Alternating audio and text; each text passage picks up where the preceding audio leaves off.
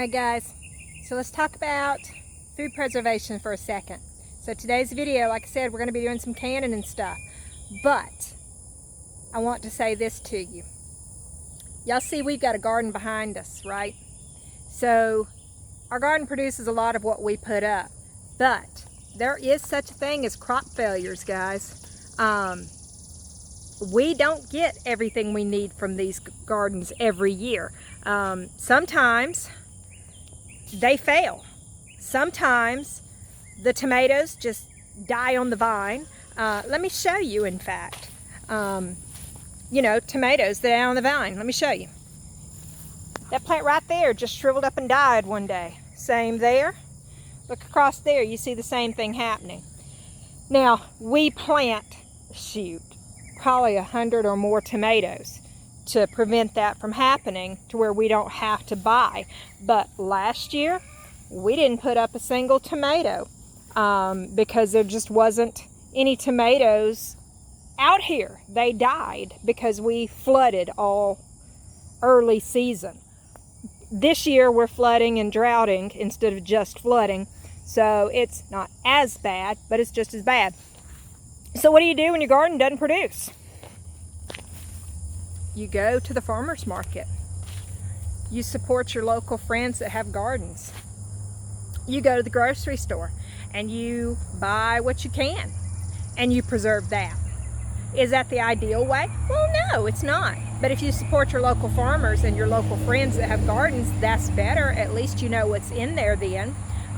You don't always have to grow it yourself, but you do want to have some food put away.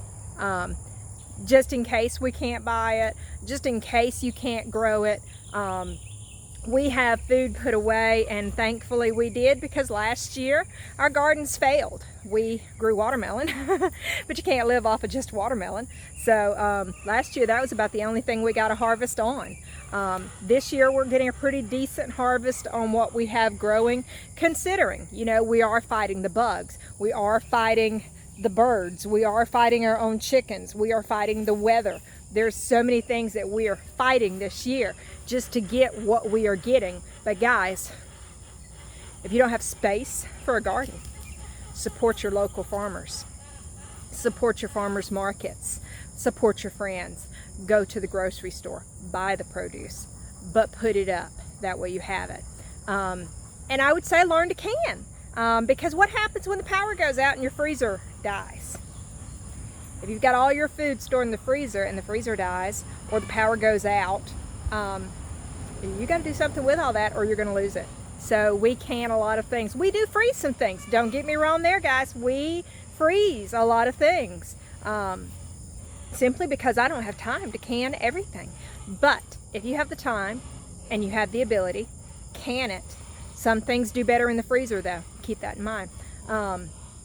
But yeah, if you don't have a garden, go to your farmer's market, go to your local friends. You don't have to grow it yourself to be able to can it. So just a thought for today. Bye guys. Hey guys, we're going to get started today. Y'all come with us on our journey. We are preserving different things again today.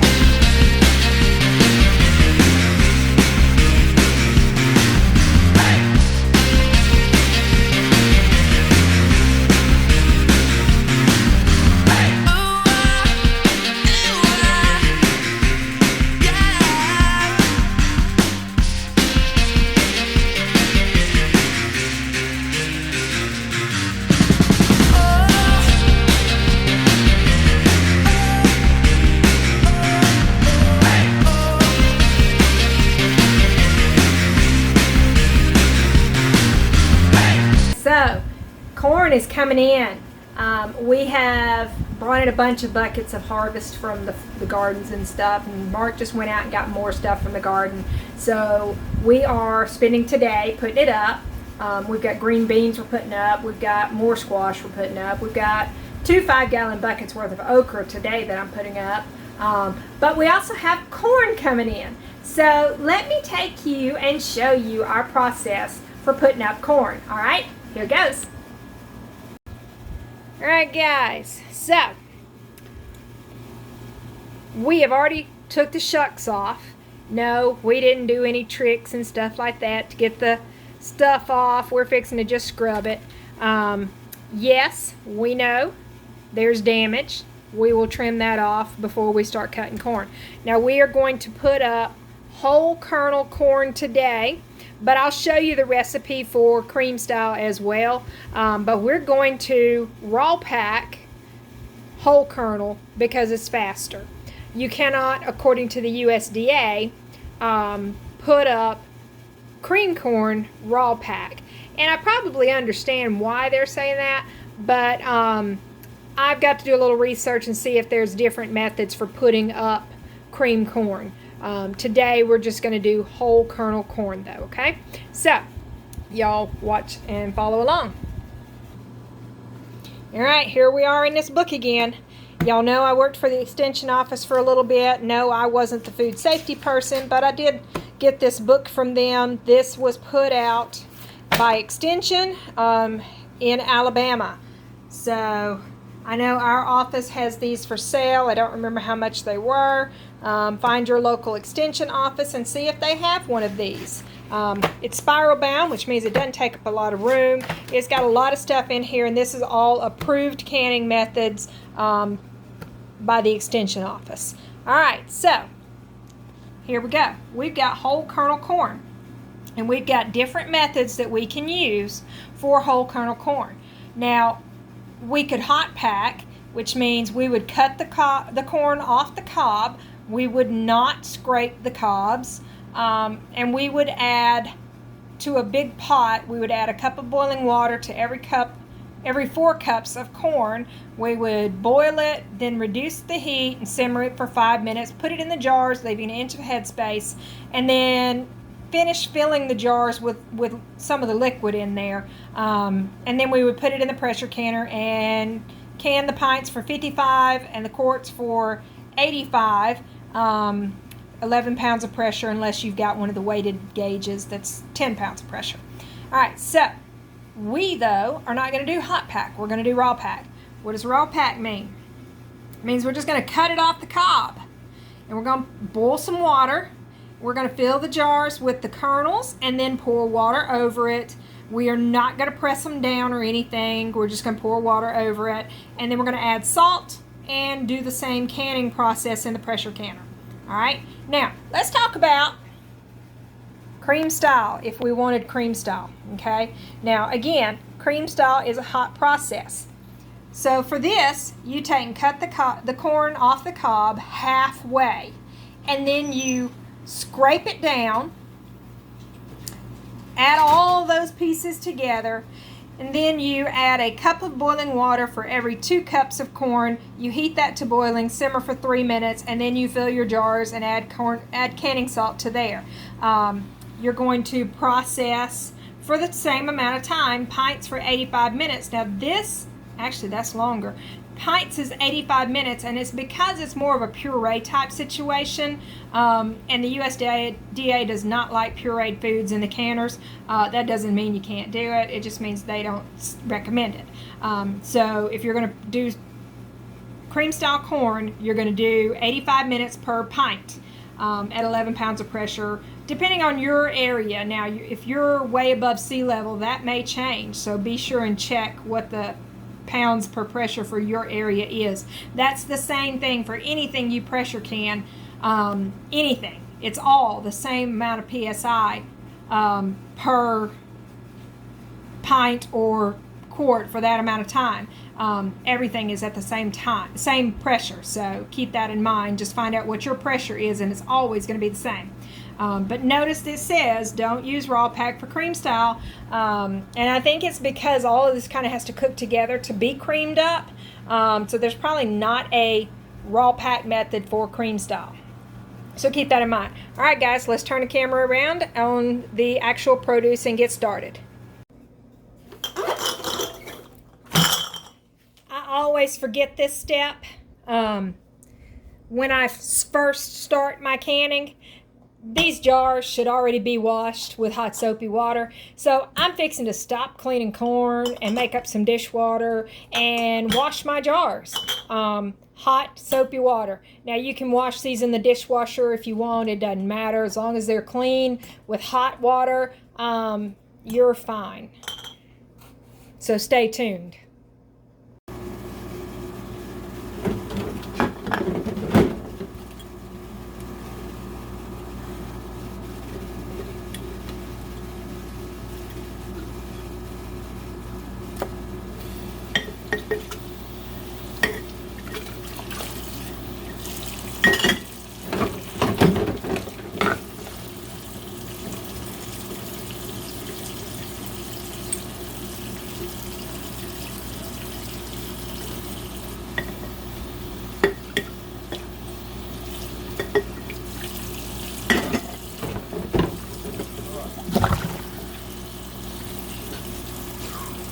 Hang on.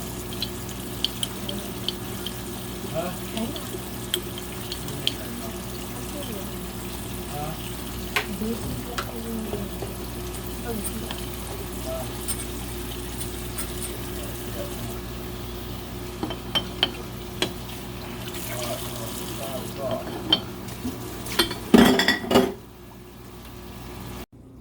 Alright, so we are over here in the sink and we are cleaning up our corn. We just have a vegetable scrubber brush that we're using, and we're just dragging it down the corn to get those off. Those last little stragglers. And notice how clean it is when I'm finished.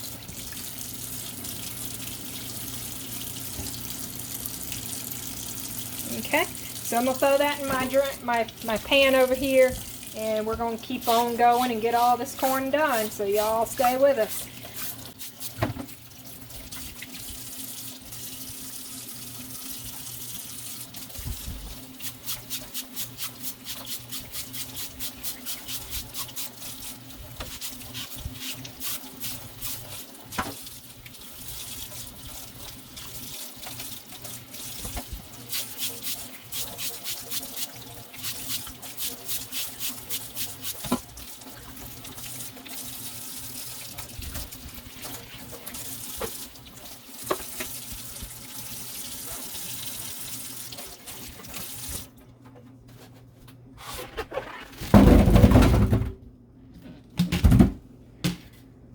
Y'all just thought I was done. I won't make you stay and watch all that.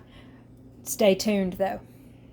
Alright, I do still have wrist problems. I did just wash this brace as well. It is dried out finally. That's why I've been doing everything without it. But because I've already done so much today, I really need the brace on. My wrist is starting to hurt. So if you don't have to have a brace on, don't wear it. But we're going to go ahead and get started. Like I said, we're going to be doing corn today. I have a cutting mat and I have a knife. So what do? Well, you take that ear of corn and you cut off any of the bad parts that you don't want. And that knife is not going to do it. So let me get a better knife.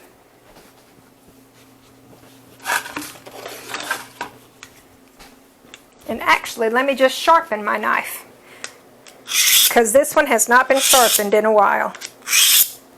And it still may not do it. And it may be that I can't do it. Always clean your blade after you sharpen it, because there's always going to be little sharp pieces of metal on there. Alright, let's see if I can cut that off now. Alright, I cut it off, but I think I'm still going to have a bigger knife for that. So, where's my compost bucket? Right there. Now then, we've cut off the bad places. We're just going to come through here and we're going to start cutting this off the cob. And probably better if I do this in a bowl. Might not be as much of a mess then, but you're going to go pretty much all the way down to the cob. It says in the book 3/4 of the way, because you don't want the cob in there, of course, but I don't like waste. So I'm going down as close to the cob as I can, and I'm just cutting it off the cob. And I think I'm just going to get 2 knives to do the job of one, because this is a little hard for me with this wrist. Alright, now we're doing whole kernel corn, which means we're not scraping that cob. So my chickens will have a field day later. And sister will too, because she likes them also.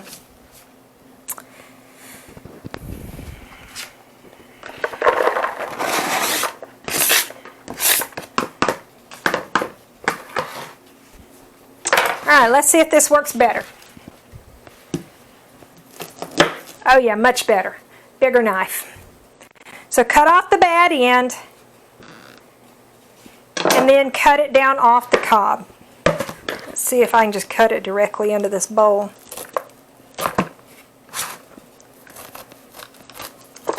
You want to get as close to the cob as you can. We're not scraping kernels. You're getting it on the first run.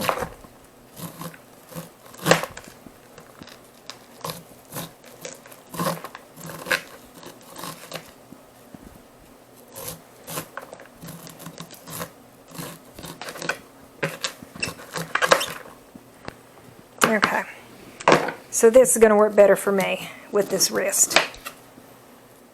So if you can do it into a bowl, do it into a bowl. If you can't, do it on the cutting board and be ready to clean up a mess. Alright, we're just going to carry on.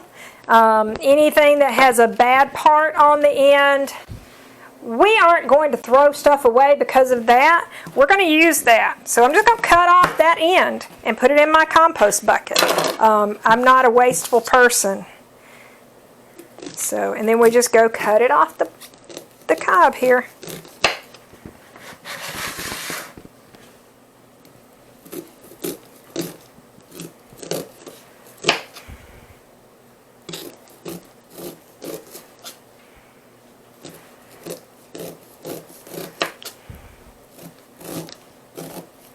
They probably do make tools for that as well.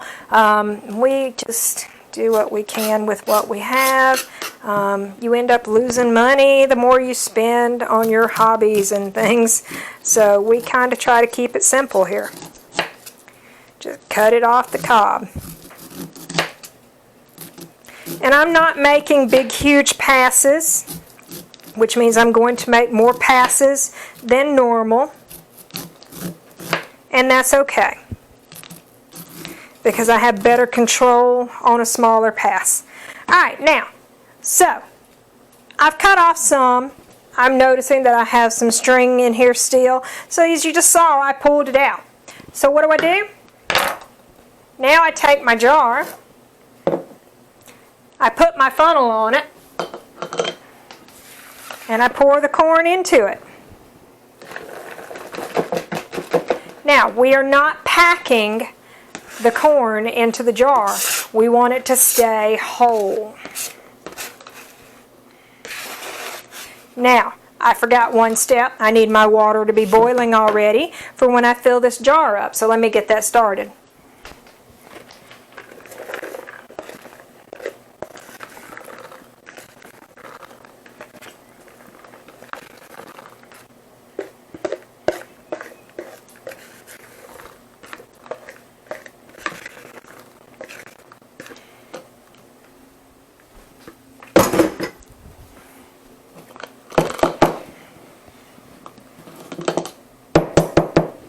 Alright, we are going to tap it down on the counter.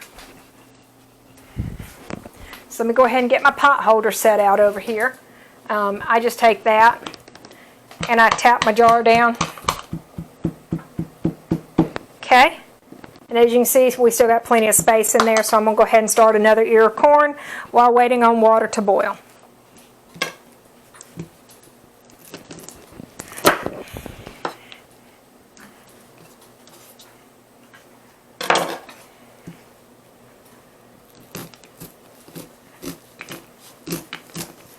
Now, canning corn will require a good kitchen clean when you're finished.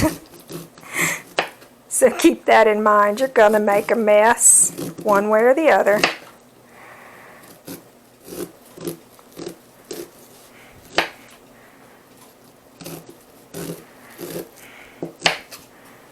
Okie doke.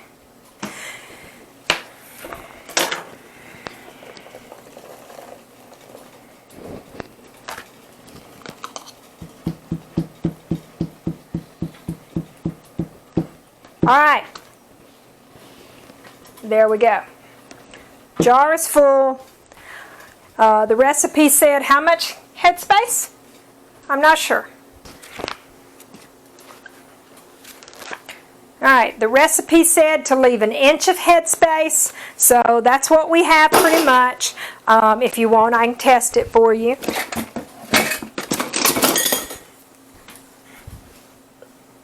That's 1 inch right there. And it's barely touching kernels, so that's what you want. You want everything in the jar to be below that inch mark. So now when the water heats up, we will go ahead and fill that jar to the top of the corn. Well, not above the corn, just to the top of the corn.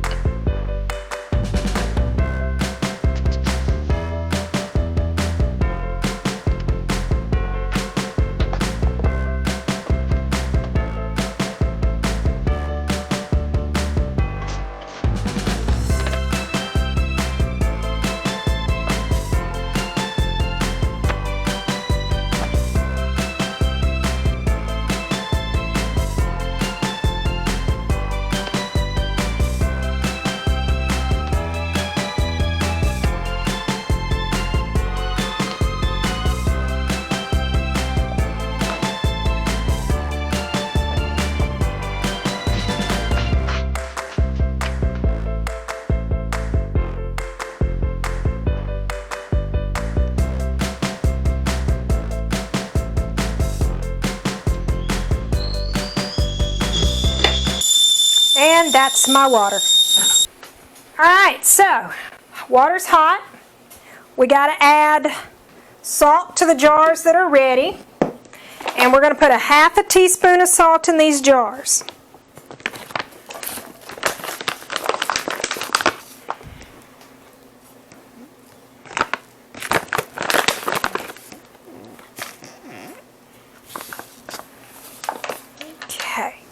And then we're going to fill it up just to the line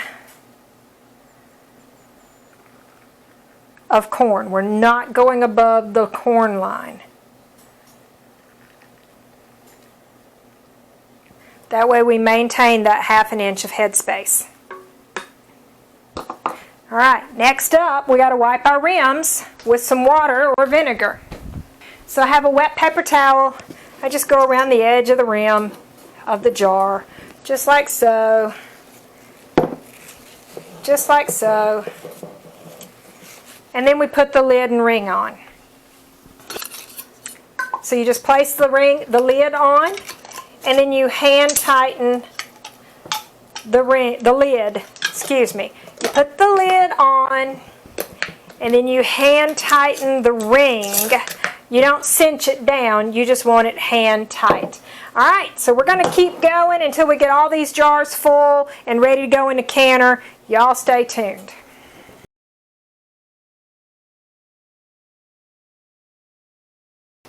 Before you put your lids on, make sure that you take a knife or something and debubble the jar. See how I'm just going around the outside edge? Debubble your jars.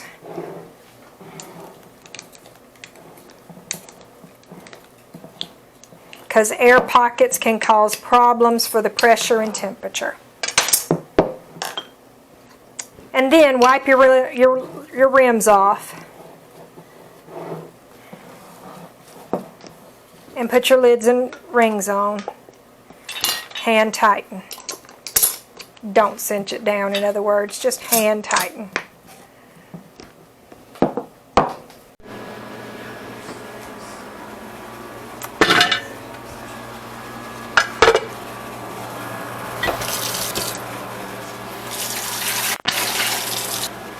Alright, let's put the corn in the pressure canner, excuse me.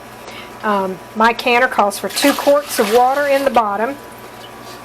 Don't forget to have this piece in there. And let's load her up.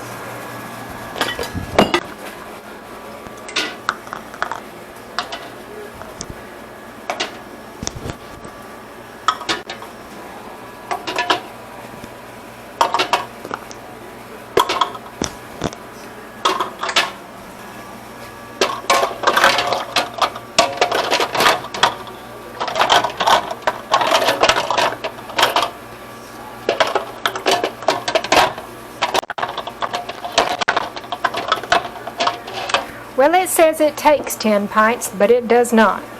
It only takes 9. Because I cannot get this one down in here. Alright, so here's what it looks like on the inside.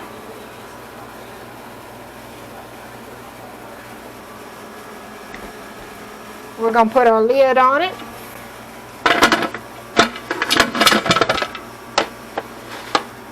We're going to turn our eye on and we're going to let it build up pressure. Now don't forget, this goes on when this comes up. All right, we changed out the canner.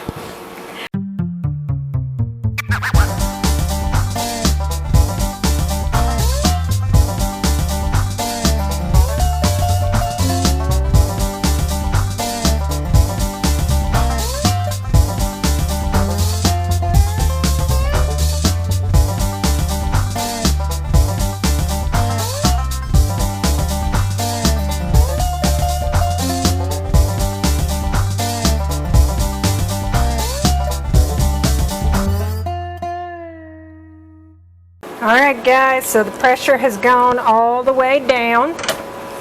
I'm going to spread out my towel here because these are going to be hot, wet jars coming out of this.